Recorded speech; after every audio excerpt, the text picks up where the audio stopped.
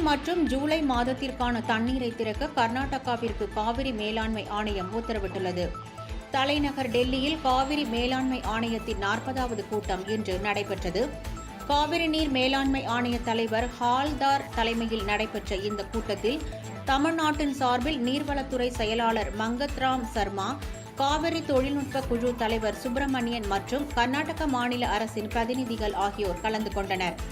அப்போது காவிரியின் குறுக்கே கட்டப்பட்டுள்ள அணைகளில் நீர் இருப்பு, தமிழகத்திற்கு கர்நாடகா காவிரியில் இருந்து தர வேண்டிய நீர் விவகாரம் மற்றும் நீர் திறப்பு தொடர்பாக ஆலோசிக்கப்பட்டது.